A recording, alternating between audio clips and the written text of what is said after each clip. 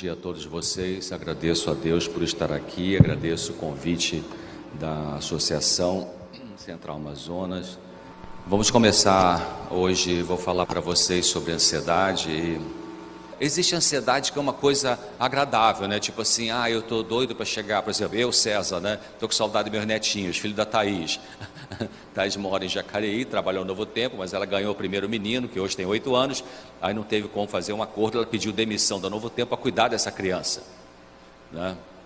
Ela trabalhava como psicóloga no Novo Tempo, e na escola bíblica, aconselhamento. E aí depois nasceu o outrozinho, que tem 4 anos hoje, aí que ela fica em casa. Então ela fez um curso na PUC de São Paulo para poder fazer atendimento online.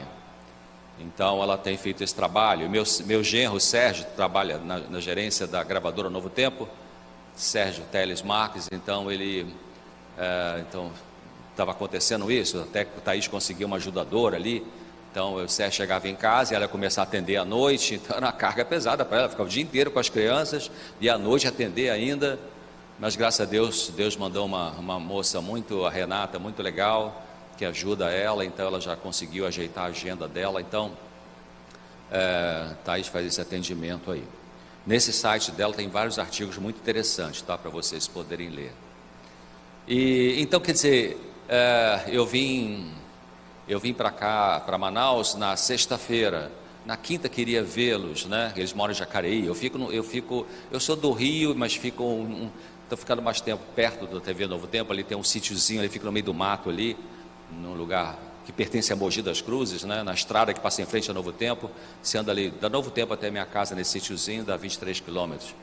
E aí, vez ou outra, eu vou lá no Rio de Janeiro, minha cidade, sou do interior do Rio, Nova Friburgo, região serrana.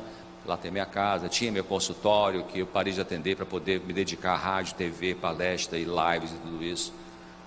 E então estou com saudade, estou com saudade de voltar e ver os meninos. Às vezes eu consigo, geralmente eu tiro 2, 3 dias por semana para pegar, levar na escola adventista e tal. Aí o outro vovô, outra vovó que pega de tarde, eu saio com eles para passear e tal.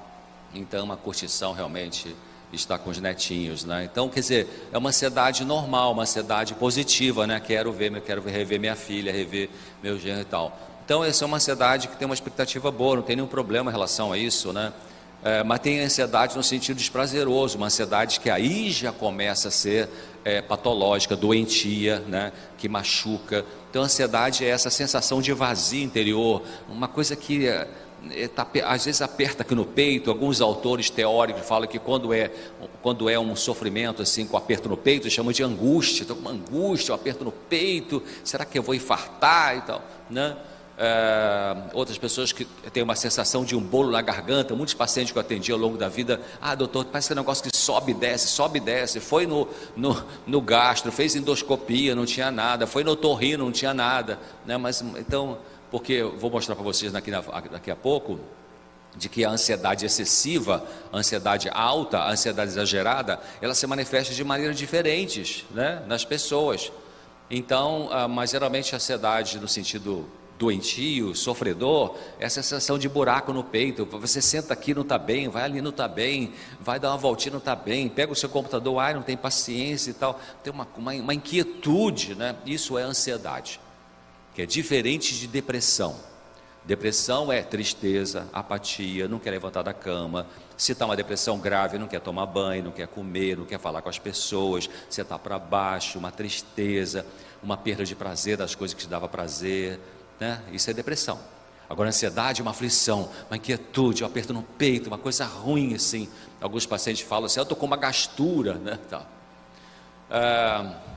O próximo slide, pode botar tudo de uma vez, que aí já facilita para você aqui, eu também já, até o número 6, obrigado. Então, todo mundo tem ansiedade. Existe uma ansiedade, que a palavra melhor é angústia, os filósofos chamam de angústia existencial. A Bíblia chama de fruto da natureza pecaminosa. Porque quando houve o rompimento da relação direta do ser humano com Deus, entrou uma coisa na nossa natureza que se chama angústia. Por isso que você vai lá no livro de Naum, capítulo 1, versículo 9, Naum 1, versículo 9, a última parte do verso, na minha Bíblia, que eu gosto dessa versão aqui, sabe o que diz lá? Naum 1, 9, não virá angústia a segunda vez. Bom, qual é a primeira? Ali está dizendo, a profecia, né? Não virá angústia a segunda vez. Qual é a primeira? É agora. Então agora, eu e você, preto, branco, rico, pobre, budista, católico, muçulmano, brasileiro, alemão, chinês, peruano, enfim, todos temos angústia existencial, que é o resultado do corte da relação direta com Deus, que é a entrada da natureza pecaminosa em nosso ser. Então essa angústia todo mundo tem. Agora, ansiedade, que já no campo psicológico, nem todo mundo tem uma ansiedade alta. Então a gente pode comparar a ansiedade no sentido psicológico de perturbação da paz interior, como todo mundo tem temperatura, né? Você medir a temperatura normal, 36,5, né? É o normal, centígrados ou Celsius. Mas nem todo mundo tem febre. A febre é uma elevação da temperatura, que indica uma luta dentro da imunidade do nosso corpo, né? Que pode ser uma virose, pode ser um ataque de bactérias, uma infecção, uma inflamação. Então a febre, ela indica que tem uma luta dentro do nosso corpo, exigindo o nosso sistema imunológico de funcionar. Então a ansiedade exagerada, muito alta, ela indica que tem alguns conflitos dentro da sua vida, da sua cabeça, que precisam ser resolvidos. Entenderam isso? Então é muito importante você entender isso. A ansiedade exagerada, e eu vou daqui a pouco falar, está aqui já, né? Como é que ela aparece, a ansiedade exagerada? Olha só, aparece como ansiedade mesmo, né? Ansiedade generalizada. O que é isso? É a pessoa que o tempo todo está ansiosa, aflita, né? Inquieta, não consegue ter paz interior, não consegue ter serenidade, não consegue descansar, pensamentos preocupantes, pensamentos trágicos, o tempo todo. Isso é ansiedade generalizada. Então nesse caso, a ansiedade aparece explícita, aparece direta, na lata, como se diz. Mas ela pode aparecer disfarçada. Fobia, o que é fobia? Fobia é o medo exagerado. Tem fobia simples, tem fobia social. Fobia simples é, sei lá, medo de elevador, medo de passar num túnel, né? Medo de ir sozinho na rua, medo de alguns animais que são inofensivos, mas tem pessoas que têm medo de animal, né? Que é alguma coisa exagerada, uma pessoa não sabe explicar por que tem aquele medo, né? Eu tive meu consultório no Nova Friburgo, era no 7º andar, e tinha um rapaz jovem, inteligente, ele tinha fobia, ele não ia de elevador nem que a vaca tossisse, né? Tinha que ir alguém, ou ele ia com alguém, ou no final da consulta descia com ele, se não tivesse alguém para descer com ele. Mas é uma coisa irracional, mas a pessoa não consegue controlar. E a fobia social, ou transtorno de ansiedade social, é a pessoa que tem um pavor de ser objeto da atenção. Fobia social é a pessoa que não vem aqui na frente falar nem que aconteça qualquer coisa. Ou então a pessoa vai lá no setor de crediário da loja, quando vai assinar lá o contrato, enfim, de crédito, e ela fica com pavor, estão olhando para mim, ela se sente muito desconfortável. A gente poderia meio que conectar isso com uma timidez excessiva. Então a ansiedade aparece de maneira muito variada, e o próximo slide vai mostrar os tipos de ansiedade, os motivos, os propósitos. Pode botar os 3, por favor? Então você veja só, o que é um ansioso fóbico? A pessoa que tem uma ansiedade excessiva, mas dentro da característica de fobia, é a pessoa que tem preocupações exageradas quanto ao perigo de sobrevivência física. O que é isso? É aquela pessoa, ai meu Deus, hoje eu vou dar excursão lá para ver em Encontro das Águas, e se o barco afundar? E se o piloto dormir, que trabalhou a noite inteira? E se tiver uma bala perdida? Isso é mais no Rio de Janeiro, não é aqui, né? E se o motorista do ônibus de turismo também não souber dirigir? Sei lá, a pessoa tem medo de morrer, medo de ser atacada fisicamente. Então isso é ansioso fóbico, né? Já o ansioso evitativo, inibido, tímido, ele tem medo, já é diferente, não é medo de morrer, não é medo de ter uma ferida no corpo dele, é o medo dele não saber se colocar, não saber se impor, não saber ser como ser humano, né? Tem o medo de ter, a insegurança pessoal que mais perturba esse indivíduo. E tem um ansioso generalizado, que, como o nome diz, é aquela pessoa que tem medo de tudo, né? Medo de tudo, medo dos familiares sofrerem algo, e o filho saiu daqui para atravessar a rua e ali do outro lado já está ligando para o celular: você chegou bem, está tudo bem, conseguiu atravessar a rua e tal, né? A pessoa tem uma ansiedade assim que sai pelos poros, né? Próximo slide. São dois tipos tem várias maneiras de estudar ansiedade no ser humano. Essa é uma das formas: ansiedade estado, ansiedade traço. Qual a diferença? Ansiedade estado, o nome está dizendo, vamos supor, você vai fazer uma entrevista para um novo emprego, ou você vai lá no Detran para fazer a prova de motorista, né? Ou você vai ter a prova do Enem para o vestibular. Então, naquele período desse teste, dessa prova, dessa entrevista, a tua ansiedade sobe, você fica mais ansioso, mais ansiosa, mas quando passa aquele evento, a ansiedade volta para o normal em você, tudo bem. Isso é ansiedade estado. Agora, ansiedade traço, o nome está dizendo, já é uma criança que nasceu de pequena, né? Ela já nasceu com um traço de ansiedade, né? São crianças mais, às vezes, ou ansiedade no sentido de ansiedade, a gente chama de ansiedade antecipatória, criança que tem muita insegurança: ai meu Deus, não quer ir para a escola, chora para ir para a escola, né? Mesmo na idade chamada correta, né? Ou a criança tem essa ansiedade de traço por ser mais hiperativa, por exemplo, né? Crianças inquietas. Tem a criança que gruda na mãe, né? Assim: não, mãe, não vai não, eu só vou aqui no mercado da esquina, não, vendeu, então, ansiedade de traço. Então, essas pessoas que, quando chegam na vida adulta, essas crianças que têm ansiedade de traço, que já têm um perfil de estrutura de personalidade mais ansiosa do que o irmãozinho, do que a irmãzinha, quando chega na vida adulta e tiver uma situação traumática, a resposta emocional vai ser pior, porque já tinha um perfil de ansiedade, está entendendo? E muito importante também, vocês que têm filhos, e daí filhos pequenos, eu tenho um casal de filhos, tenho 5 netinhos, meu filho tem 3, minha filha tem 2, e então vocês têm filho, a gente tem que pensar o seguinte: nossas crianças são diferentes, queridos. Se você fala assim: não, eu trato tudo igual lá em casa, tudo igual lá em casa, cuidado, eu não, acho que não está aqui, porque essa não é uma palestra sobre educação de filhos. Amar igual, a gente ama igual, mas a maneira de tratar deve ser diferente, porque uma criança é mais sensível do que outra. Ellen White diz que tem crianças que precisam mais atenção do que outras. Você tem que perceber isso. Então, essa criança que tem ansiedade de traço, ela precisa de mais apoio do que aquela que é mais safo, né? Aquela que se vira, né? Meus 2 netinhos, filho da Thaís, é muito interessante, né? Mesmo pai, mesma mãe, mesma escola, mesma igreja, mesma religião, mesma comida, são vegetarianos, ovo lacto vegetarianos, né? Saúde, enfim. Mas o mais velho é ansioso, criativo assim igual o pai, né? O meu genro, ele é muito criativo, já fez muito DVDs, fez o da Laura Moreno lá em Israel, fez Daniel Litt, que fez o Marquinhos de Maraial, é o Sérgio que faz a Novo Tempo Chão, porque ele é criativo para fazer isso, e monta lá toda a estrutura desse DVDs, né?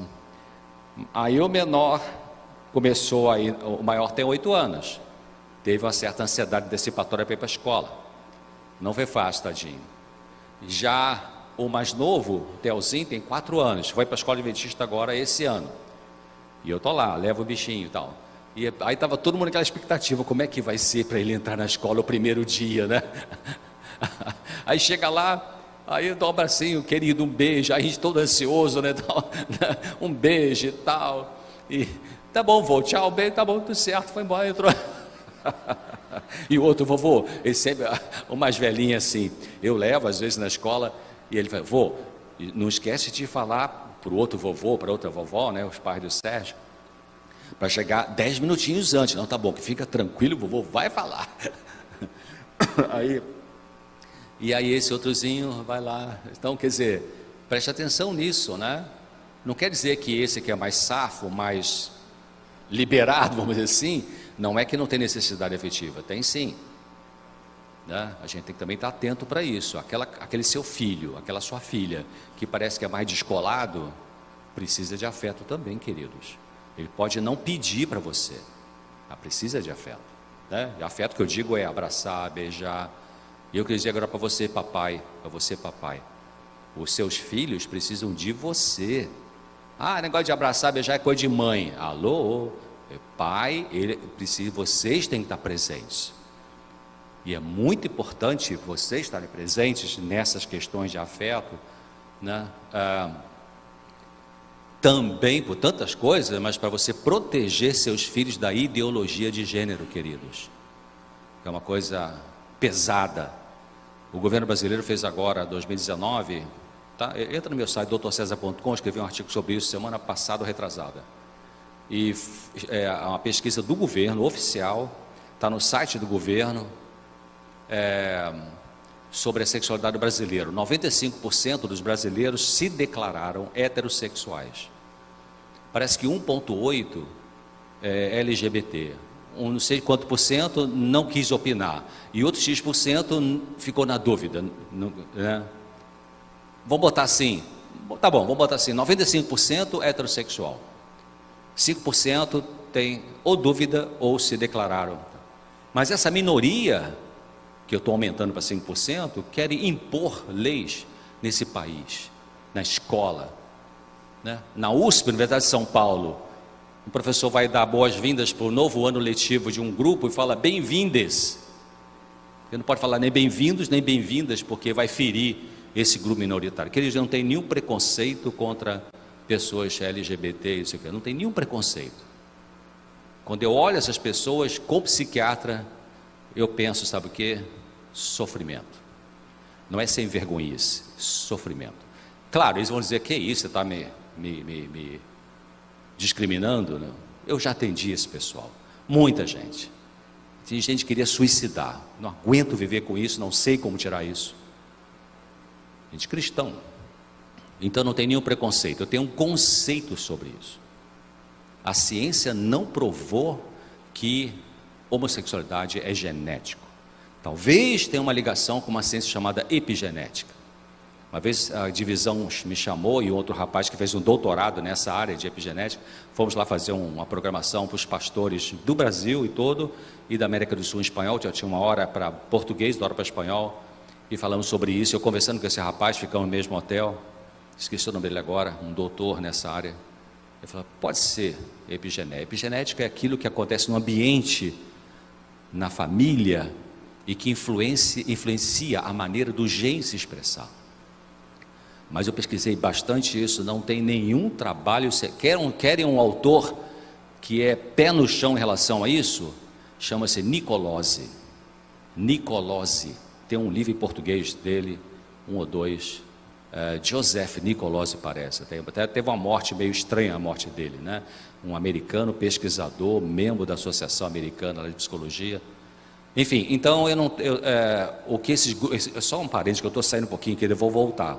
Mas só para orientar vocês, né? O que esses grupos minoritários LGBT, eles são preconceituosos, porque eles não aceitam que você tenha uma ideia diferente sobre as causas da homossexualidade que eles têm. Então eles são preconceituosos. Claro, eles têm que ter liberdade, tem que acabar com a homofobia mesmo. É um absurdo espancar um indivíduo que é gay, isso é um absurdo, tem que ser punido, tem que ser preso, tem que ter trabalho social, tudo isso, né? Comunitário, essas pessoas que são violentas em relação a esses indivíduos. Mas esse indivíduo não tem direito de realmente querer impor a essa minoria as leis para mexer na educação do Brasil, do brasileiro e tal. Não tem esse direito. Bom, então o próximo slide vai mostrar outra que eu já falei para vocês, né? Várias formas da ansiedade excessiva aparecer. Transtorno do pânico é uma das famosas, né? A crise de pânico, vou falar daqui a pouco mais sobre isso. A crise de pânico é um transbordamento da ansiedade. A ansiedade ficou tão alta nessa pessoa, tão exagerada, que nesta pessoa se manifesta pela crise de pânico. O que é crise de pânico? É uma sensação que dura no máximo 8 ou 9 minutos, uma sensação de que a pessoa, uma aflição, respiração ofegante, sudorese, uma sensação de que vai morrer, vai infartar, vai para o pronto-socorro, chega lá, faz tudo, eletro e tal. Não tem nada, foi ansiedade, tomou um diazepam e baixou, está tudo ótimo, né? Então é uma das formas. Já falei da fobia, histeria, transtorno obsessivo compulsivo também, agora vai ser tirado da classificação do CID-10, que é a versão que a gente usa para fazer laudos, né? Na classificação americana, os americanos usam o DSM, lá já é a versão 5, no Brasil temos a CID-10, e vai chegar a 11, então na 11 já estão tirando o TOC, transtorno obsessivo compulsivo, da classificação de ansiedade excessiva para outra classificação. Mas, por exemplo, pessoas famosas que têm TOC é transtorno obsessivo compulsivo.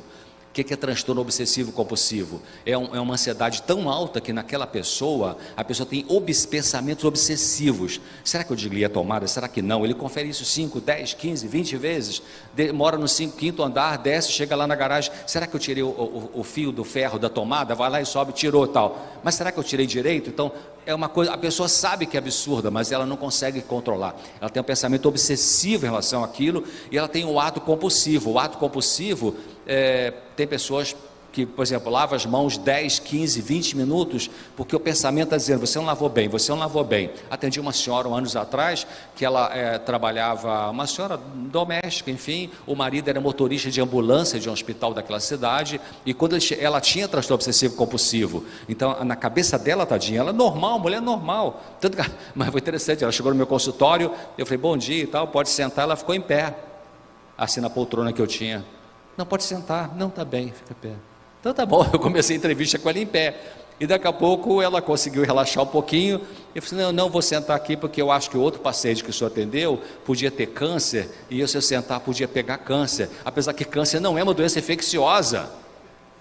Aí lá pela segunda consulta ela conseguiu sentar, mesmo na beiradinha, né? Sentou. Então ela, tadinha, uma mulher seus 50 anos de idade, quando caía uma tampa de panela no chão na cozinha dela, ela pegava com um pano, espirrava, isso bem antes da pandemia, viu gente? Tem nada a ver com a pandemia, né? Limpava e tal. Quando o marido vinha, ele era motorista da ambulância da cidade, ele chegava em casa, ele tinha que trocar roupa fora de casa para entrar com uma outra roupa dentro de casa, porque o pensamento obsessivo ele está contaminado. Quer ver pessoas famosas com toque? Roberto Carlos, entra no site do Roberto Carlos, ele botou lá informações sobre toque. Ele foi uma vez na igreja da Flórida, ele é católico, foi na igreja da Flórida, uma igreja grandona lá, não sei se foi Miami, onde foi, e aí foi lá rezar e tal. Aí estava na hora de ir embora, o responsável, o ancião, não, o diácono, vamos dizer assim, né? Começou a fechar as portas daquela matriz bonita, grande, e esse diácono deixou uma porta para todo mundo sair por aquela última porta. E acabou que não, ele ficou nervoso, porque tinha entrado por aquela porta, mas ele tinha que sair por aquela, não, mas tinha que sair por essa. Quer dizer, eu troço maluco, né? Na cabeça dele, né? Então, Luciana Vendramini é uma atriz, tem um jogador de futebol, esqueci o nome dele, não sei se é o cara da Irlanda, um cara famoso aí, não é brasileiro, a obsessão dele é que ter par, número par, tudo tem que ter par, na estante dele tem que ter 2 pares de chuteira ou 4 pares de chuteira, vai tomar um suco ali, assistir televisão, tem que ter ou 2 copos, ou 4 copos, ou 8 copos, tem que ser tudo par. Bom, o cara é excelente jogador de futebol, tá aí, ganha milhões e tal. Transtorno obsessivo compulsivo, uma das maneiras da ansiedade alta se manifestar. Bom, não sentir ansiedade, o próximo por favor, não sentir ansiedade exagerada pode indicar fortaleza do ego, bom manejo das emoções, boa resiliência. Mas alguém com estrutura de ego emocional empobrecida ou alienado, com falta de autoobservação, também não reclama de ansiedade ou angústia. Ou seja, esse segundo item ali, tem pessoas que você pergunta, tudo bem com você? Está tudo bem, você não tem ansiedade? Não tenho não. Mas a pessoa não tem a autoobservação, ela não se percebe, ela não se conhece. Não está aqui, tem outros slides que eu mostro, vários textos de Ellen White, um deles ela fala assim, está no Conselho dos Pais, professor estudante, grande conhecimento é conhecer a si mesmo. E ela segue esse texto, fala assim, conhecer a si mesmo induz a humildade e abre caminho para que o Senhor molde o seu caráter, né? Então Deus quer nos ensinar a gente a conhecer melhor por que a gente tem esse sofrimento ou tem aquele comportamento. Também ao terceiro tópico ali, não sente angústia quem sofre ou não se queixa de angústia, é melhor isso, não se queixa, quem sofre diminuição do sentido moral, as pessoas corruptas. Tem muito corrupto aí no poder do Brasil, né, ou de outros países, que são pessoas que têm transtorno de personalidade, queridos.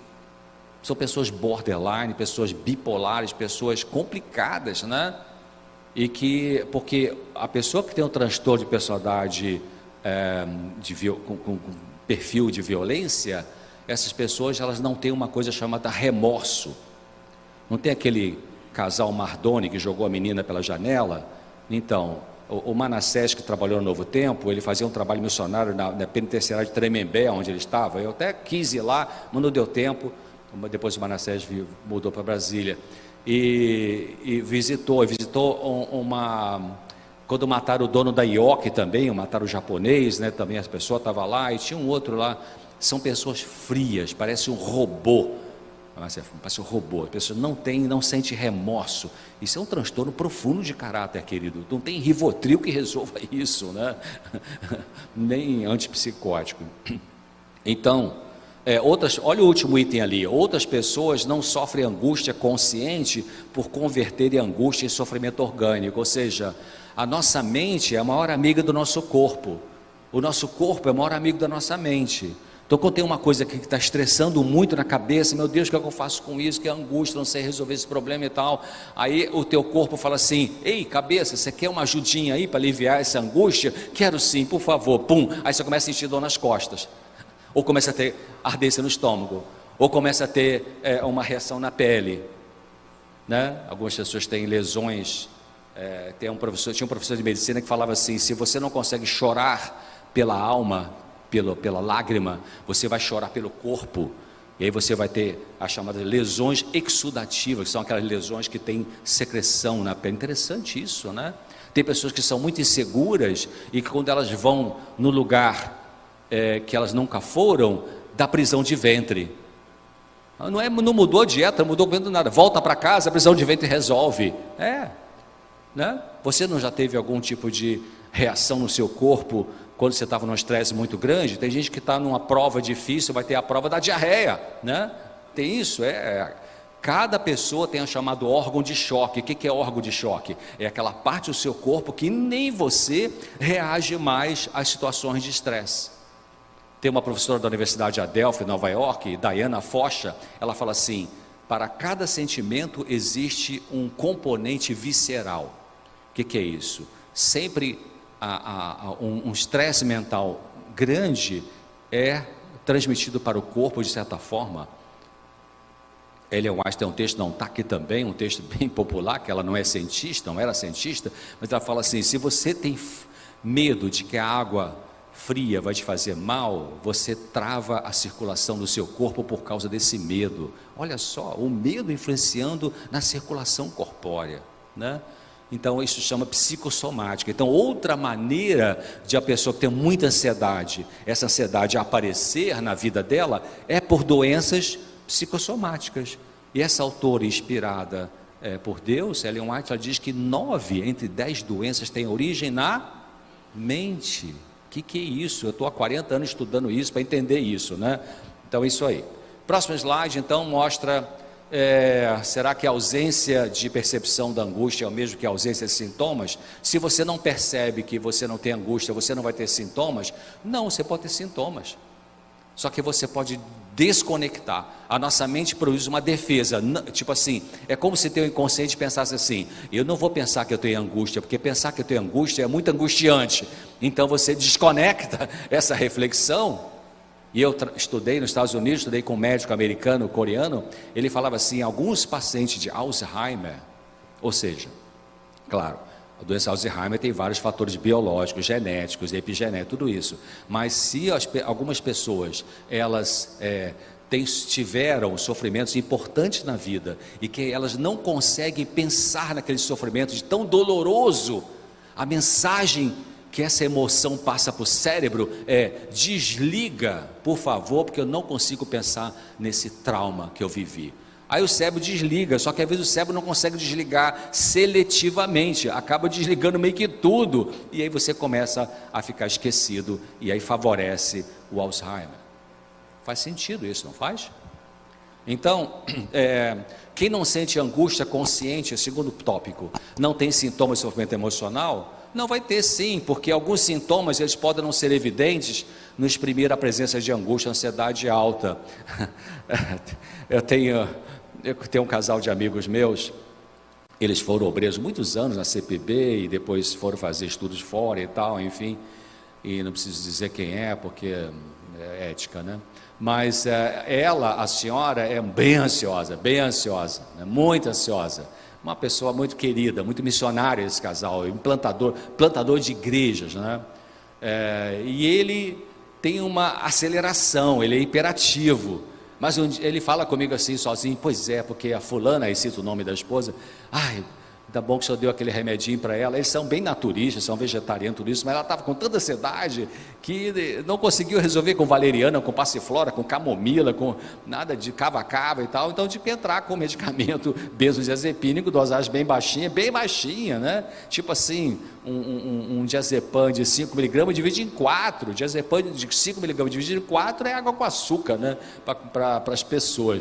Mas ela toma e ela funciona bem, graças a Deus, né, que é preciso dosagem pequenininha. Mas ele é um cara bem imperativo, já montou várias igrejas, fundou igreja para aqui, para ali e tal. E ele fala, pois é, porque ela tá tão ansiosa, vamos orar mais, doutor César, por ela e tal. Mas ele é ansioso, só que não percebe que é ansioso, porque a ansiedade dele é canalizada para um monte de trabalho, hiperatividade, tudo isso, né? Ele não consegue ver que isso é uma ansiedade, né? Então, a gente nem sempre tem consciência das nossas lutas interiores, né? Então, por exemplo, uma forma disfarçada de ansiedade aparecer é o gaguejar, a presença de um tique nervoso, né? Pessoas que têm contrações. Assisti a um congresso de psiquiatria no Rio Grande do Sul, um psiquiatra famoso do Rio Grande do Sul, da Universidade Federal lá, ele tem um tique, né, tal, é uma forma de sofrimento neurológico e psicológico. Enfim, enurese, né, a criança que volta a fazer xixi na cama, a criança que já conseguia controlar e volta a urinar na cama. Então isso pode ser a presença de alguns falam que pode ser, claro, tem que descartar toda a parte física, né? Com urologista, com pediatra, tudo isso, urologista pediátrico. Mas a enurese, que é voltar a fazer xixi na cama, quando já controlava, pode ser um sintoma de uma tristeza em algumas crianças, né? Bom, então, próximo slide. O que dizer de sintomas encaixados numa cultura, né? Como a compulsão para trabalhar sem descanso. Engraçado, eu fui tomar o de jejum no hotel que eu estou agora e fui pedir para fazer uma tapioca lá para mim, uma moça talvez 45 anos por aí, o nome dela é Regina, e ela muito falante, e eu puxei o papo e tal, e pedi a tapioca lá para ela fazer. E aí ela, pois é, o senhor vai no passeio hoje, né? Imaginei que ela quer falar passeio de barco, deve ser. O senhor vai no passeio hoje? Então, eu vou trabalhar e depois que eu vou passear. Pois é, a gente trabalha muito, né? E tal. Ela falando assim, muito simpática, ela. Eu falei assim, opa, trabalho missionário aqui, tá. E aí, enfim, não, porque nós temos que aproveitar a nossa vida e tal, porque ontem aconteceu isso comigo e tal. E ela conversando, eu ali, tá bom. Aí depois subi lá no quarto, peguei o livro da série Esperança, peguei um folheto que eu mandei fazer dos canais do Novo Tempo, voltei lá, porque, Regina, eu faço um programa na TV, assiste, falo sobre ansiedade, educação de filhos, tudo isso e tal.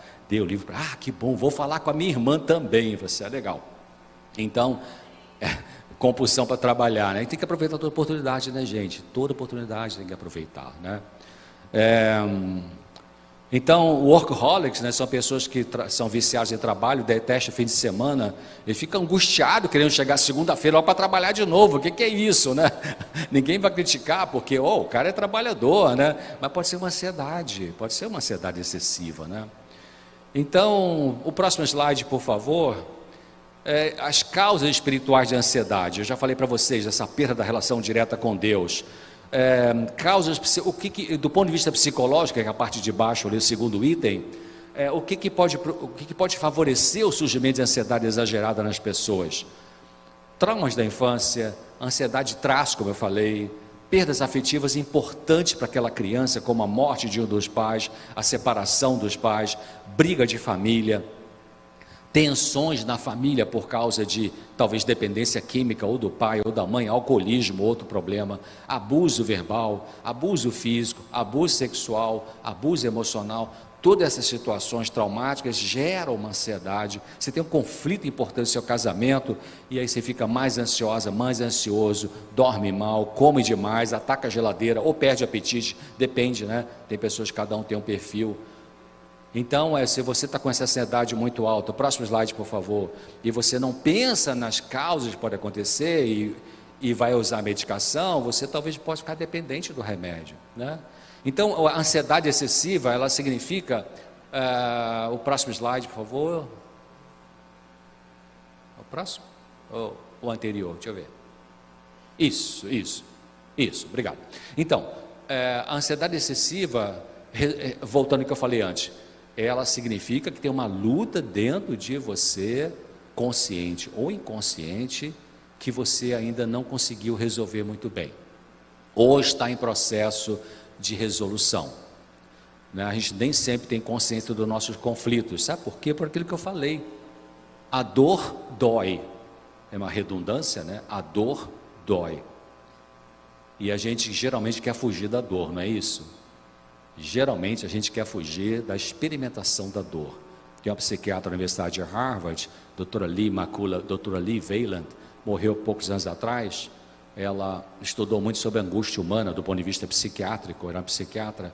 Troquei e-mails com ela sobre a angústia humana e tem várias maneiras como ela coloca o conceito de saúde mental. Um deles saúde mental tem a ver com você expressar o sentimento e experimentar o sentimento. Qual a diferença? Expressar, você verbaliza, você fala. Jesus estava lá sofrendo e falou assim: Pai, por que me abandonaste? Quando Jesus falou, Pai, por que me abandonaste? Ele tinha perdido a fé no Pai? Não, ele estava expressando a dor. A minha alma está cheia de tristeza até a morte, fica aqui comigo e ora comigo. Ele estava expressando. Então você precisa falar da sua dor. Tem um professor de psiquiatria da Universidade Federal de Fortaleza, Ceará, professor Adalberto Barreto, criador da terapia comunitária. Tem uma frase dele que ele fala assim: se a boca fala, os órgãos saram, e se a boca cala, os órgãos falam. Entenderam? Vou repetir: se a boca fala, os órgãos saram, porque você expressou, então aliviou. Não precisa jogar para o corpo, amém? Você não precisa jogar para o corpo. Mas se a boca cala aquilo que você precisaria falar, o corpo vai falar, porque essa emoção tem que sair de algum canal, senão você pira, surta, vai ter que ser internado. Entendeu, queridos? Então, claro, a maneira de falar que é importante. Então, saúde mental tem a ver com você expressar o sentimento. Talvez 40% de vocês que estão aqui, pelos estudos científicos, têm o perfil de guardar. Talvez 50% consegue falar e 10% é intermediário. Então, se você tem dificuldade de expressar seu sentimento, comece a trabalhar a partir de hoje de você falar isso. Falar de maneira adequada, evidentemente, não atacando o outro. Falar para a pessoa adequada também. Não abra seu coração para pessoas que são do sexo oposto, a não ser o seu cônjuge, a não ser um tiozão lá, já idoso, uma tia, alguém, um conselheiro pastoral, sabe? É importante desabafar, claro, para Deus, né? E Deus convida isso: vinde a mim, desabafa, eu vou ajudar você. Então, próximo slide: crise de pânico e vínculo emocional. Olha só que interessante. Muitas mães ansiosas, com dificuldade de cuidar do bebê com serenidade, com autocontrole, com calma, essas mães vão ter, por causa dessa ansiedade muito alta, isso afeta a criança. E na vida adulta, essa criança que conviveu com a mãe muito ansiosa, ou pode ser um pai muito ansioso, pode ter dificuldades para regular suas emoções, autorregulação de emoções. Ou seja, porque o vínculo com a mãe foi cheio de ansiedade por parte dessa mãe. Então a mãe muito aflita, muito ansiosa: cadê você? Onde é que está? Onde você botou a mão? Ah, peraí, o que houve? E tal. Não, então a mãe é ansiosa, porque talvez tivesse uma mãe ansiosa, ou um pai ansioso. E o próximo slide então vai falar o que é autorregulação emocional. Doutor César, explica isso melhor. O próximo, por favor. Então olha só, autorregulação emocional é você aprender a gerenciar suas emoções. É você aprender, olha o item número 2, a desenvolver autocontrole emocional para ter calma, para lidar com dificuldades, para ter mais segurança, agir o melhor possível em momentos de estresse e se relacionar de forma mais positiva e construtiva. Como é que faz isso? É fluoxetina, citalopram, Rivotril, Frontal? Não, queridos, não é a medicação. A medicação não te ensina isso. A medicação abaixa o sofrimento, mas não resolve a necessidade de você aprender a lidar com a emoção. Isso vem pelo aprendizado. Você assiste um vídeo, você assiste uma palestra, você lê um bom livro, às vezes você pode ir num psicólogo, né? Então o trabalho que eu faço para a Rede de Rádio, para a TV Novo Tempo, para a Revista Vida e Saúde, para o Jornal da Minha Cidade, tem uma coluna o jornal lá mais lido da cidade, já há 30 anos, toda quinta-feira tem minha coluna lá para a população em geral, quer dizer, oferecer psicoeducação, como a gente pode lidar com as nossas emoções de uma maneira melhor, né? O próximo slide, então, é interessante, porque eu vou perguntar para vocês, vocês vieram para cá, alguns talvez vieram de carro, outros de moto, sei lá, ônibus ou a pé, se mora perto, mas se você veio de carro, de onde você mora para cá, para você chegar aqui, quais foram as rodas mais importantes para trazer você para cá? As rodas da frente ou as rodas de trás? Enquanto você pensa, eu vou abrir água aqui.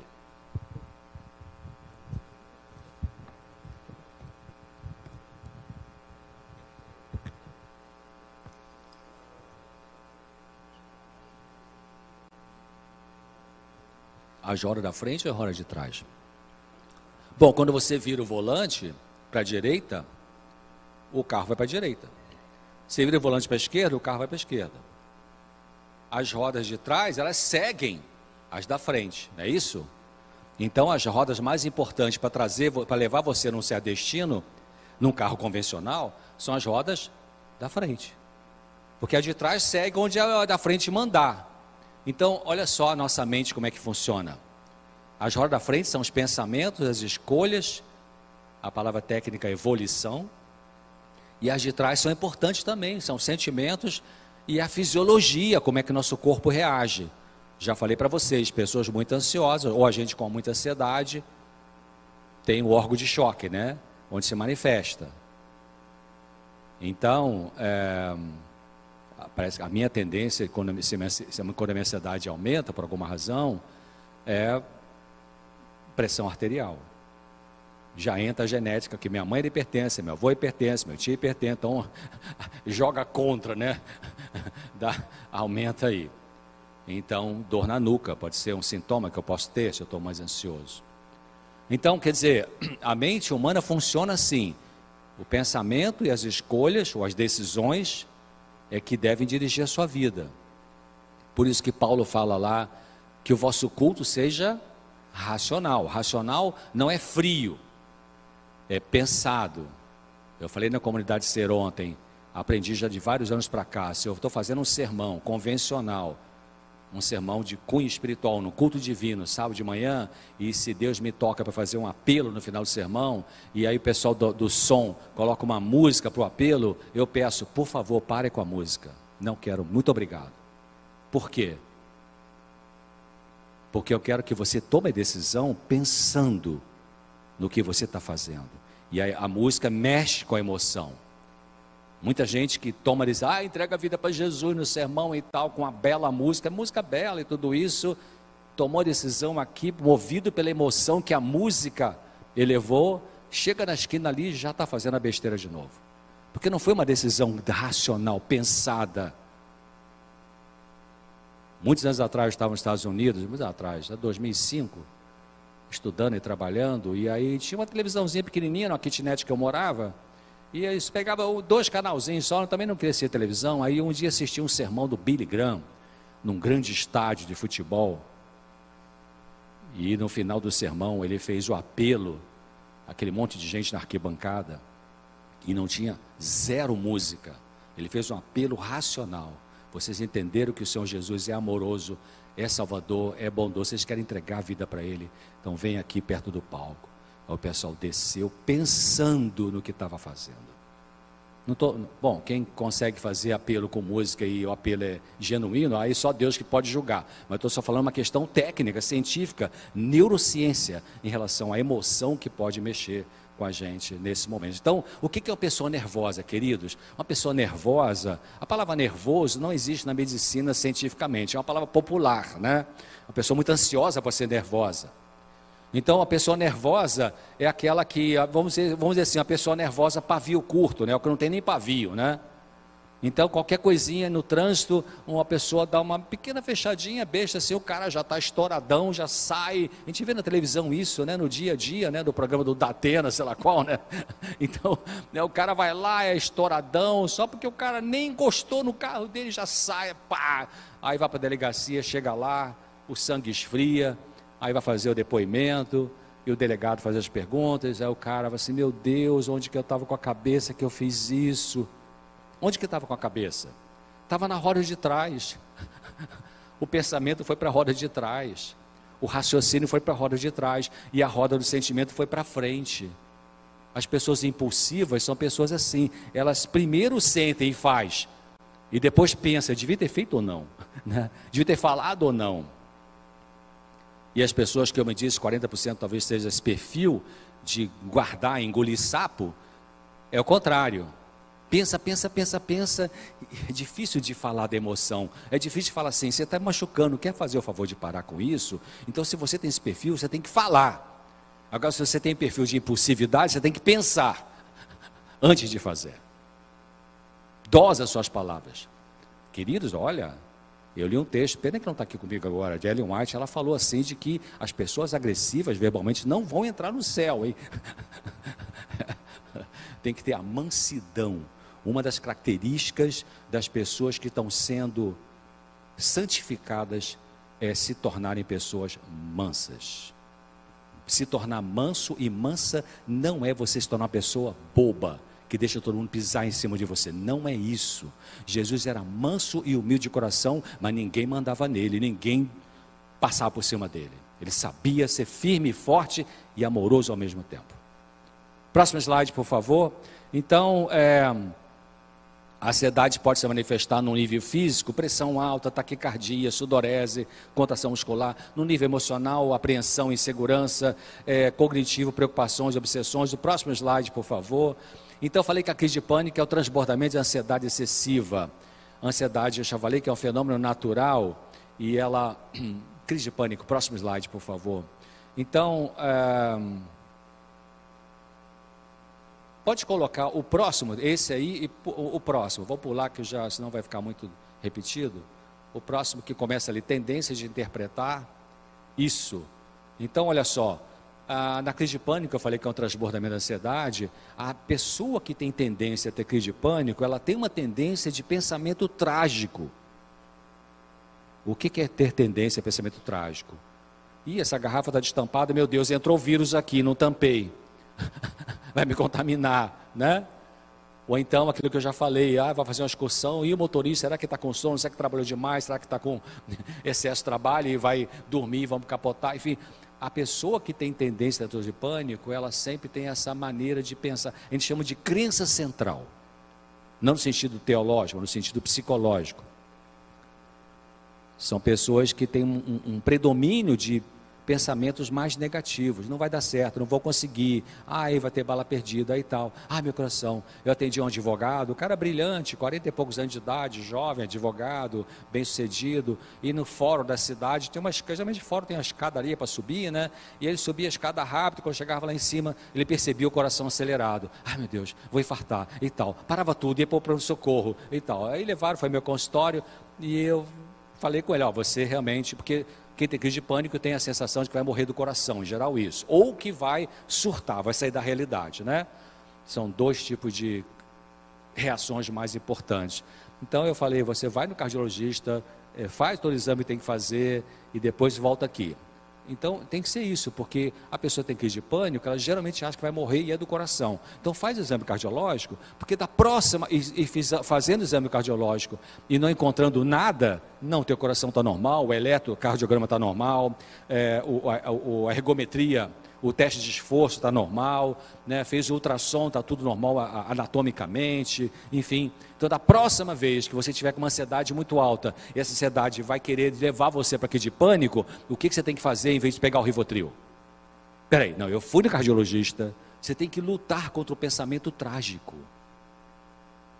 Eu fui no cardiologista, ele examinou meu coração, escutou meu coração, fiz o teste, fiz 3, 4 exames complementares, não está tudo normal, então é minha cabeça que está querendo pensar nisso, negativo. Então você tem que começar a trabalhar com isso. Isso chama TCC, Terapia Cognitivo Comportamental, para lutar contra as crenças centrais negativas e os pensamentos automáticos. Porque esse advogado, cara brilhante, isso pega qualquer pessoa, gente sem cultura e gente com cultura, com PhD, né? Então eles subiram no alto da escada do fórum, chegou lá, taquicardia. E essas pessoas com pânico têm uma tendência a ter uma hipersensibilidade a qualquer coisinha do corpo. O estômago deu uma roncadinha, ai meu Deus, será que é câncer? Né? Aqui contraiu um pouquinho o músculo, porque você está meio tenso, ai meu Deus, será que é uma coisa maligna aqui?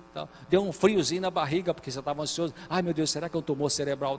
Então, a tendência de interpretar as coisas normais do corpo de uma forma exagerada. Então, você tem que trabalhar com a cabeça em relação a isso, né? Próximo slide, por favor. Porque se você tem crise de pânico, é verdade, porque tem a crise de pânico e a síndrome de pânico. A crise de pânico é a pessoa... Eu tive um paciente que teve crise de pânico, sabe o que ele era? Piloto de helicóptero. Ele trabalhava para a Petrobras, né? Pilotava o helicóptero do Continente para a plataforma de petróleo, e tinha crise de pânico. E agora, o que eu faço? Vou medicar esse indivíduo, vai ficar sedado, vai dormir no helicóptero, não vou medicar? Uma situação de acordava de madrugada com pânico. O que eu vou fazer? Tá claro, vou ensinar ele a lidar com os pensamentos automáticos, tudo isso. Mas coloquei uma dosagem bem baixinha, assim, que eu achava que ia dar para segurar a onda, né? Porque algumas vezes a pessoa está tendo tanta crise de pânico seguida, que ela começa a ter prejuízo sério na vida, nos relacionamentos, no trabalho, né? Não consegue funcionar. Então você tem que entrar um pouquinho de medicação para poder diminuir esse excesso de ansiedade, para ela conseguir funcionar. Mas nesse espaço de tempo, ela precisa aprender a lidar com essa estrutura de pensamento, senão vai ficar dependente do remédio e não vai resolver, porque o remédio sozinho não resolve isso, queridos. O remédio diminui a ansiedade, mas não muda a forma de pensar, entendeu? Então, aprender a ter controle emocional. Olha o próximo slide. Mãe, o papel fundamental nesse ensino, porque passa mais tempo com o bebê. Claro, já falei, o pai tem que participar também. Então, dependendo do estado emocional da mãe e do pai, o bebê aprende ou não a ter autocontrole emocional. Próximo slide. Mães ansiosas, que é comum, pessoas com síndrome do pânico que tiveram mães muito ansiosas, né, que não sabiam lidar muito bem com a sua emoção. Elas, próximo slide, por favor. É o anterior, né? Mães ansiosas. Isso, obrigado. Então, olha só o terceiro item ali. Esses ansiosos tiveram, às vezes, mães muito ansiosas, hiperativas. Às vezes, pai também. Eu falo mãe porque é mais tempo, geralmente, a mãe com a criança. Então, em vez de acalmar essas mães ansiosas, em vez de acalmar a criança, agitava a criança, assustava a criança vai brincar, dá um tropeção, ai meu Deus, espera aí, vai quebrar a perna, não. A criança bota a mãozinha no parquinho na terra, ai espera aí, deixa eu lavar a mãozinha, não sei o quê, mesmo antes da pandemia, né? Então a criança dá um espirro, ai meu Deus, será que é Covid e tal? Então, uma ansiedade lá no teto dessa igreja, assim. Então essas mães lidando com essas crianças, as crianças vão, algumas delas, especialmente aquelas que têm ansiedade de traço, aumenta essa ansiedade. Então, próximo slide. Aí sim, insegurança, por favor. Então, pessoa com pânico, ele quer alguém perto para se sentir mais segura. Gente, falei para vocês, pessoas brilhantes, pessoas de nível universitário, sofrem disso. Né? Essas pessoas com muita insegurança, tentam compensar a dificuldade de lidar com a sua emoção, que é a autorregulação, e controle da ansiedade pelo vínculo com alguém. Então é meio comum também isso, porque no mundo psiquiátrico nós temos dois grandes grupos de sofrimentos mentais.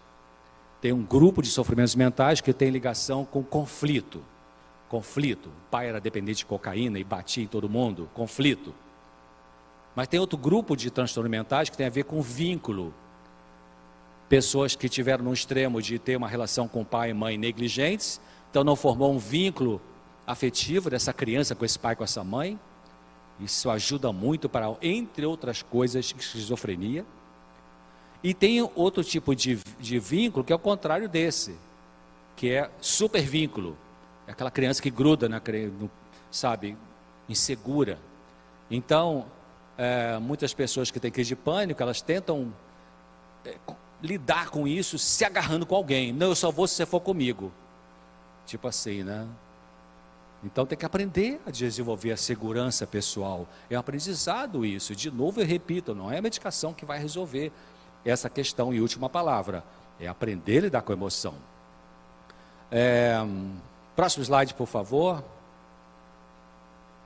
Então aprender a lidar com pensamentos e emoções que podem ter influência no passado emocional no presente, aprender a lidar com isso, né? Ellen White tem um texto belíssimo, que ela até compara com o que eu faço quando eu preparo um artigo para a revista Vida e Saúde.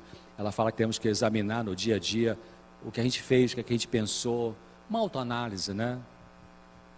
Então, olha o item número 2, medicação. A medicação, ela pode controlar sintomas muito perturbadores, é verdade.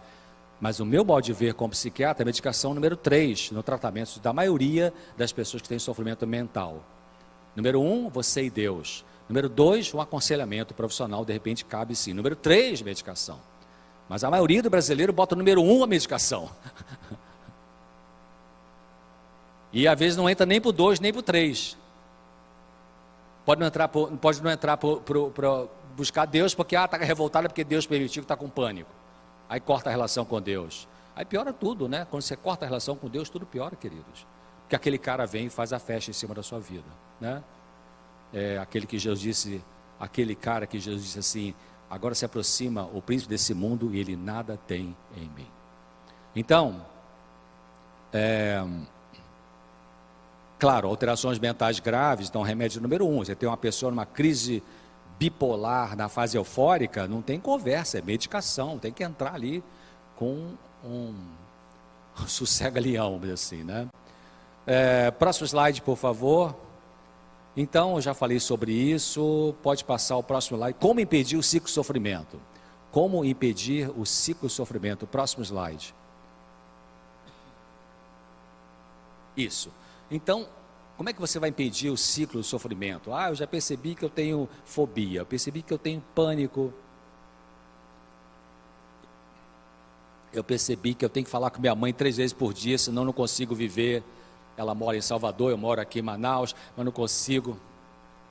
Mas segurança. Como é que você vai resolver? Como é que você pode se soltar para viver? Deus quer que você viva. Deus não quer que você sobreviva. Deus quer que você viva. Que te dê força para você ser independente, para servir a Ele e ajudar as pessoas. Ontem atendi, depois de todo o trabalho o dia inteiro, à noite, atendi um rapaz com uma história muito dolorosa, convidei para vir aqui, não estou vendo ele por aqui, e eu falei: Deus quer que você viva. A tua experiência, uma experiência muito traumática, Deus quer te dar força para você até Ele usar essa experiência traumática, para você ajudar outras pessoas com essa experiência traumática. Então, como impedir o ciclo de sofrimento depende de onde começa. Onde você, quando você tem um mal-estar emocional, tristeza, insegurança, pânico, quando você sente que aquele dia está voltando aquele sofrimento, o que disparou isso? Tenta pensar nisso. Que tipo de pensamento você teve que ali, foi o gatilho para te fazer sentir mal? Não sei, não consigo pensar. Aí tem que pensar. Comece a pensar, comece a orar sobre isso. Senhor, me ajude a perceber. Queridos, coloque isso na oração. Senhor, me ajude a perceber o que é que dispara esse mal-estar que eu sinto no meu coração. Peça a Deus para te mostrar. Porque você precisa começar a pensar nisso, para encontrar a causa disso. Uma paciente, todo final de tarde sentia-se mal.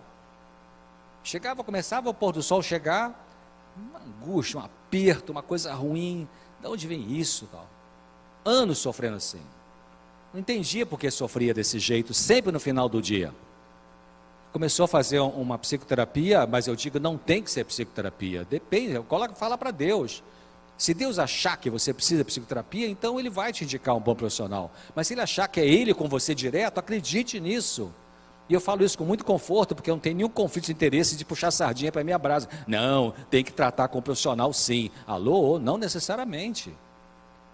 Tem muitas situações de vida que são mudadas pelo poder de Deus, com ou apesar do profissional. Então, primeiro é você e Deus. Segundo, Ele vai te dizer: olha, você precisa realmente de uma ajuda. Como está lá em Filipenses 4,13. Filipenses 4,13, tudo posso naquele que me fortalece, mas o verso não termina ali. Os pregadores em geral falam só o 13, mas não falam o 14.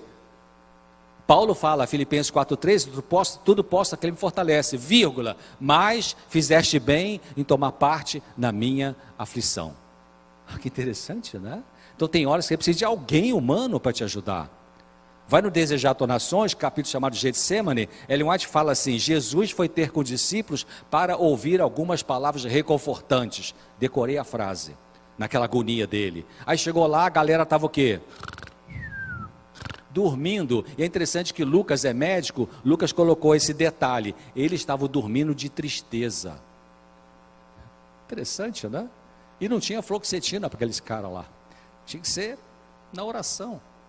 Às vezes a pessoa muito triste dorme muito, mas às vezes a pessoa muito triste com depressão perde o sono.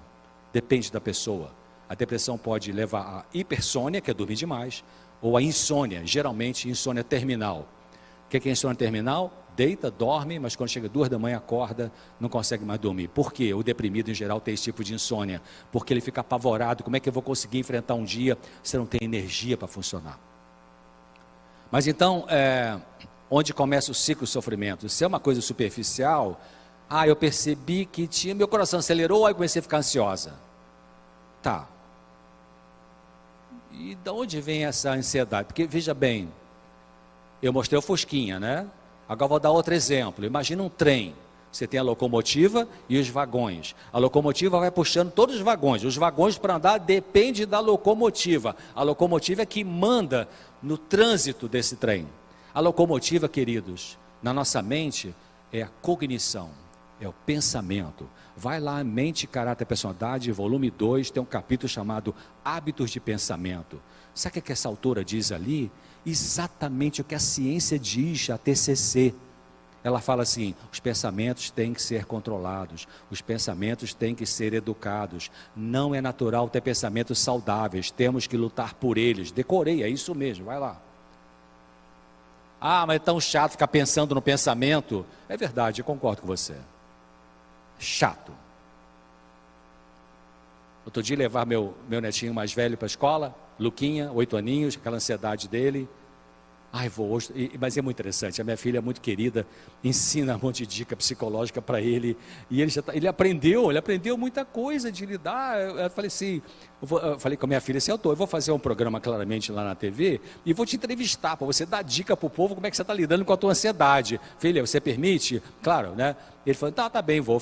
Ele aprendeu o macete, aí a gente foi conversando, 15 minutos da casa da minha filha até a escola adventista, em Jacareí, e aí, hoje, coisa chata, né?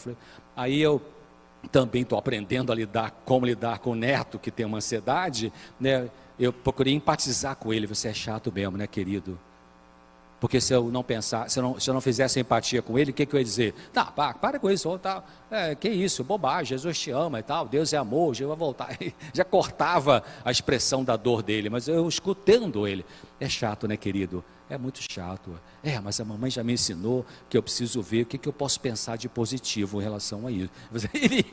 Ele falando o que a mãe está ensinando para ele, né? Eu falei: o que a mamãe está ensinando para você? Ela falou que isso é uma coisa que passa, e depois não vai me perturbar mais. Então ele já está aprendendo essa psicoeducação. É isso que a gente tem que fazer para aprender a autorregular nossas emoções, para não ficar dependente do remédio. Ou para, no caso da criança, travar e não vai mais na escola porque tem uma fobia escolar. Então, agora, se você já consegue entender mais profundamente a causa do seu sofrimento, então já vai ser um outro tipo de pensamento que você vai ter. Próximo slide, já vou terminando aqui. Então vamos questionar suas crenças centrais. Primeiro, sua ansiedade, desculpe. Eu não deveria me sentir ansioso. Mas como não? Tem alguma coisa te ameaçando, alguma coisa que está te perturbando, algum conflito mal resolvido? Então isso aumenta a ansiedade.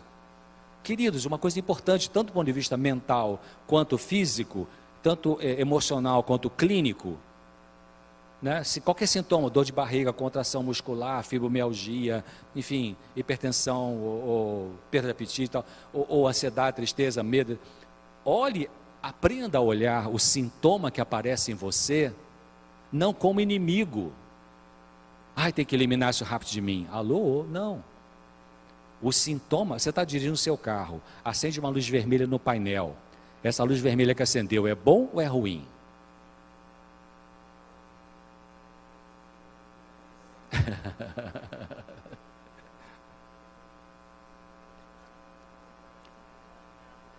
É ruim porque deu problema, te avisou, né? Cara, logo hoje, domingo, é passear com a família, dá um problema aqui, acende a luz do óleo, o que é isso? Será que rachou o cárter, está vazando óleo? É ruim porque avisou, mas é ruim porque está dando problema, mostrou que tem problema, mas é bom porque te avisou para você parar e consertar. Então o sintoma que aparece em mim e você, claro que é desagradável, claro que é ruim, claro que incomoda, mas é uma maneira de Deus chegar para você e falar assim, olha, vamos trabalhar com isso aí, tem alguma coisinha que você precisa mudar no seu estilo de vida, né? Então, tanto que a definição de doença que Ellen White dá, a gente não aprende na faculdade de medicina.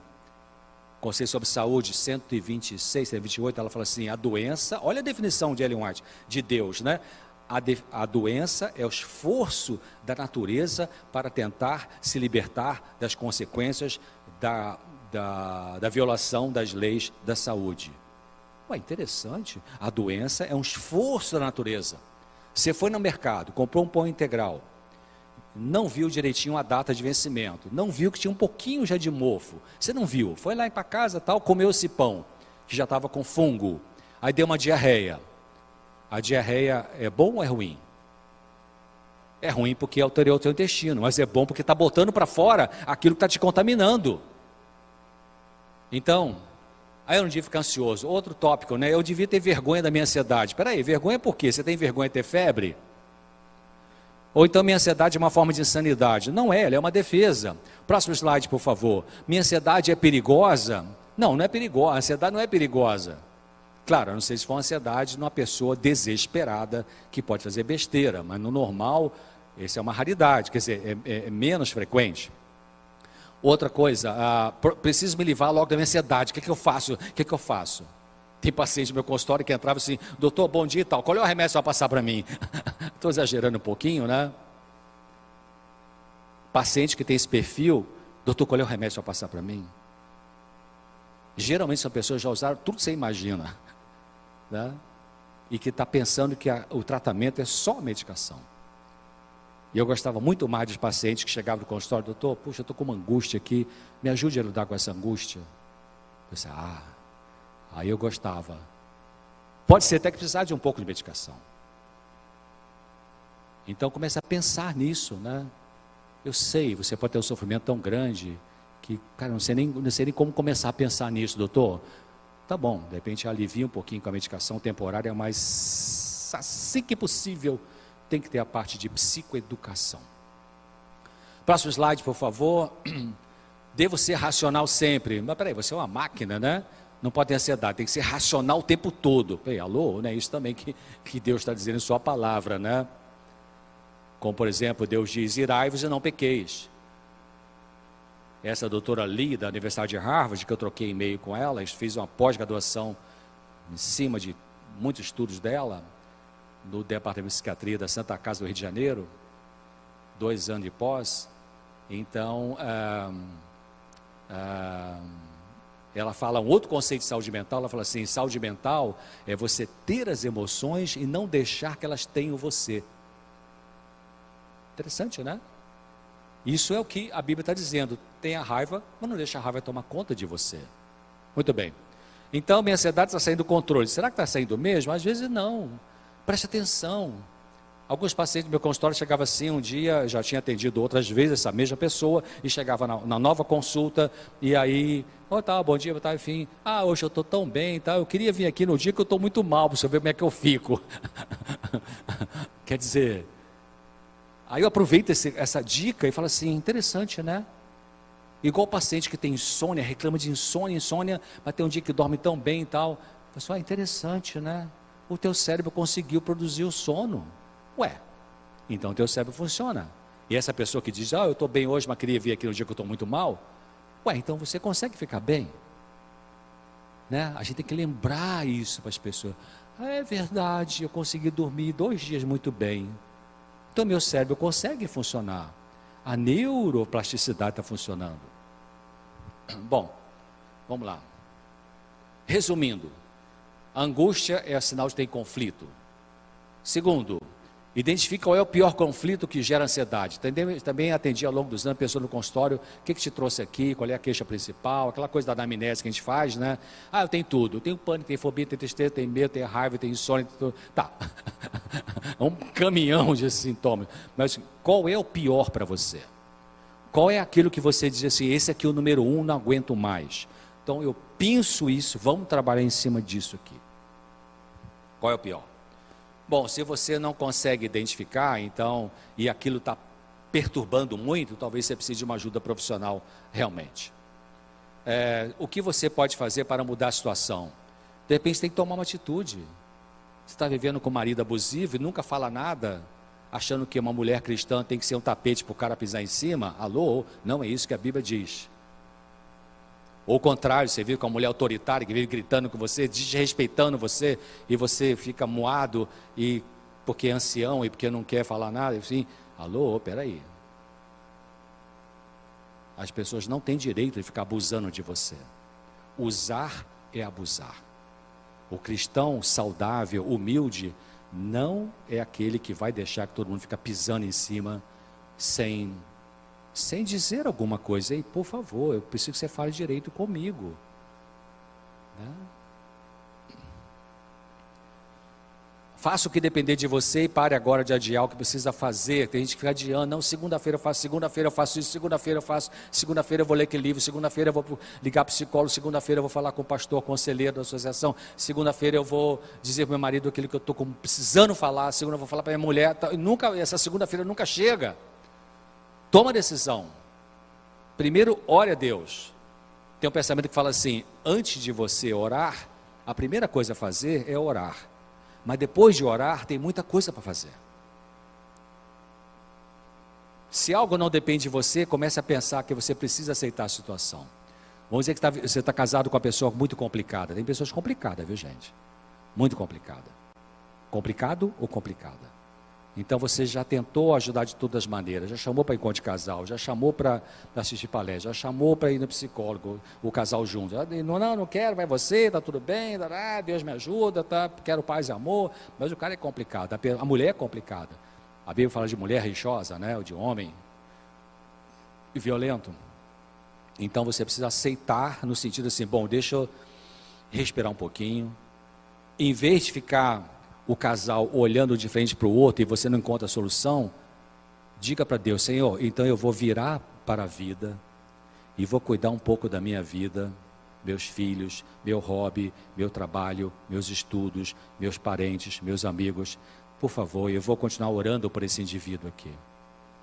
Não anule a sua vida, porque você pode passar 10, 15, 20 anos anulando a sua vida, tentando resolver com o seu companheiro, sua companheira, uma coisa que ela não quer resolver nesse momento da vida. Então não anule a sua vida, toque a sua vida para frente. Você tem direito de viver a sua vida. E aí eu botei 3-6 ali, sabe o que é isso? O pessoal de grupo de ajuda mútua, NAAA, etc., usa isso aí. Vamos supor, vou dar um exemplo aqui, que não é o exemplo nosso aqui, mas vamos supor que a pessoa está casada com um sujeito que é alcoólico, o alcoólatra, tem a doença do alcoolismo. Alcoolismo é doença, não é sem vergonhice, é uma doença. E aí essa pessoa, indivíduo bebe, enfim, e você já fez tudo, mas não consegue. Alcoolismo é o apelido, é a doença da negação, né? Porque todo bom alcoólico, em geral, o que diz? Não, é só domingo, não, é só quando o time de futebol perde, não é quando ele ganha. Sempre o cara dá uma desculpa para dizer por que bebe muito. Quando chega o dia que ele fala assim, eu bebo muito porque eu não tenho controle, ele já deu o grande primeiro passo. Mas geralmente fica na negação. Tem pessoas que têm negação de várias coisas. É uma pessoa autoritária. Não, mas eu sou autoritário porque eu tenho que ser forte. Não, eu sou autoritário porque eu sei o que. Está sempre negando. Até depois de 25 anos de casamento, você casado com uma pessoa autoritária, passou 25 anos e finalmente, depois de 25 anos e um dia, essa pessoa autoritária vira para você e fala assim, poxa, desculpe, tá? Eu acho que eu sou uma pessoa autoritária mesmo, mas você também tá... Aí dá vontade de esganar, né? Porque, não entendeu nada, né?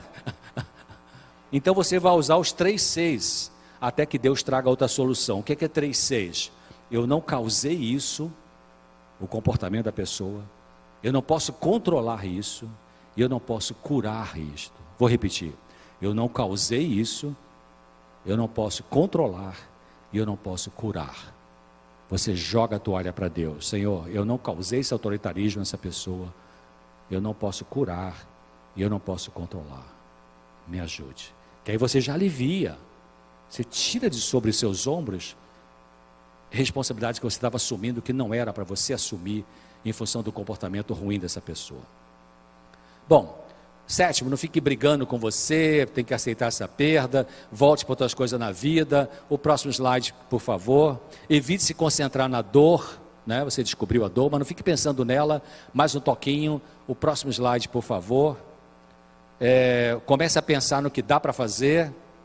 A saída começa a se pensar sobre o assunto e suportar a dor. Dr. Augusto Cury fala assim, ele, quando eu fazia o Claramente sozinho, a esposa dele gosta muito de assistir o Novo Tempo, e eu pedi para interceder com ele fez um vídeo sobre casamento, coloquei lá no Claramente, específico Claramente, e tal. Então no livro dele ele fala assim, não concordo com tudo que ele fala, mas ele fala assim, saia do palco aqui, você está no palco da tua vida, no dia a dia você está no palco da tua vida, saia daqui, senta ali, e olha você funcionando no dia a dia.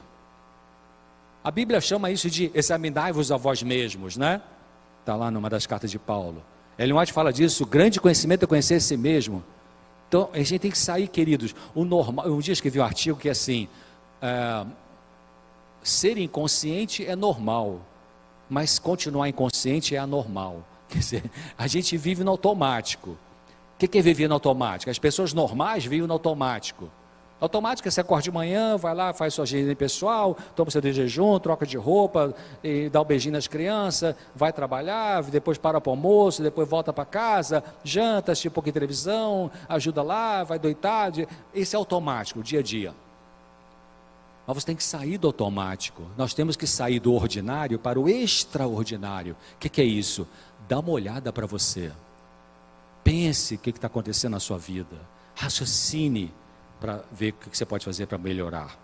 Então, a dor não é você, né? Eu vou pular isso aqui. Então, ninguém pode lidar com a sua angústia, próximo slide, 13, item 13, ninguém pode lidar com a sua angústia em seu lugar, nem remédio, nem profissional de saúde, nem quem te ama, é você mesmo. A peteca está na sua mão. E Deus vai te ajudar. Deus vai junto com você. 1 Coríntios 13, 10, 13, Deus fala, não vou deixar que venha sobre você alguma situação de sofrimento que você não possa suportar. Ah, mas eu acho que esse Paulo não está muito inspirado, porque eu já vivi coisas insuportáveis. Eu também já vivi, César. Mas naquele insuportável, foi suportável. Sobrevivi pela graça de Deus. E você vai sobreviver. Querido, Deus não está assim, atendendo grupos de pessoas aqui, e de repente você está ali, e acontece um trauma com você, e Deus fala assim, peraí, deixa eu ver, eu esqueci, desculpa, o que eu posso ajudar? Alô, Deus sabe o que você está passando. Tem um texto de Ellen White, que não está aqui, eu já vou terminar em 2 minutos. Eu boto muitos textos de Ellen White aqui na minha Bíblia. Eu escrevo aqui, que me ajuda a pensar e ajudar. Olha só, esse texto está no livro Jesus Meu Modelo, página 328. Jesus Meu Modelo 328. Ela fala assim, o Senhor considera nossas aflições. O Senhor considera nossas aflições. Graciosa e distintamente, Ele as limita e as distribui. Olha que texto interessante, é como se ele fosse assim, olha, Maria, 10 miligramas de angústia para você, João, 3 miligramas de fobia para você. Não é que Deus manda o sofrimento para você, queridos, cuidado com isso. Muita quarta-feira de oração, irmãozinho vem aqui, peço a oração aos irmãos, porque Deus mandou um câncer para mim, e eu quero que Deus me... Ei, alô, Deus não manda doença para as pessoas. Deus se afasta quando você diz, deixa que eu faço do jeito que eu quero, o que eu como, o que eu pinto. Então ele se afasta e aquele cara vem e faz a festa. Próximo slide. Então, terminando, né? Então se você já chorou, já desabafou, já falou com um monte de gente, então agora é a hora de parar de chorar, queridos. Se você não desabafou para ninguém, não falou nada, está guardando isso há 22 anos, Eu já atendi paciente com 50, 60 anos que falou assim: doutor César, esse que eu vou falar para o senhor agora é a primeira pessoa da minha vida que eu vou falar. Você imagina 60 anos aguentando? Agora é hora de você cuidar de você. Deus vai te ajudando. E eu termino com 1 Pedro 5, 16, 6 e 7. O que diz lá? 1 Pedro 5, 6 e 7. É o último slide esse. 1 Pedro 5, 6 e 7.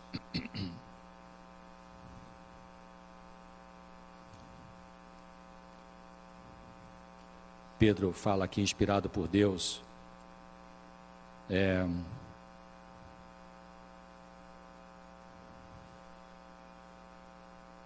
Pedro 5, 5, eu estava no 1 aqui. 5, 6 e 7. Humilhai-vos, pois debaixo da potente mão de Deus, para que a seu tempo vos exalte. Por que esse texto está aqui? Humilhai-vos, quer dizer, você finalmente procurou Deus. A gente procura um monte de coisas e deixa Deus por último. E aí no verso 7, lançando sobre ele toda a vossa ansiedade, porque ele tem cuidado de vocês. E o Salmo 91, 15, eu não vou ler que eu já sei decor. O Salmo 91, 15, ele fala de 5 passos de terapia, a terapia de Deus, 5 passos, Salmo 91, 15. Primeiro, Deus fala assim: ele me invocará, ela me invocará. Você procura Deus, você procura Deus, ele me invocará. Estarei com ele ou com ela na angústia. Terceiro passo, livrá-lo-ei dessa angústia. E quarto passo, glorificarei. Ele me invocará, eu ouvirei, estarei com ele na angústia, livrá-lo-ei e o glorificarei. Deus vai fazer isso na nossa vida, na medida que a gente se humilhar diante dele e procurar perseverantemente. Grande abraço para vocês, muito obrigado pela atenção. Pastor Moisés, obrigado mais uma vez.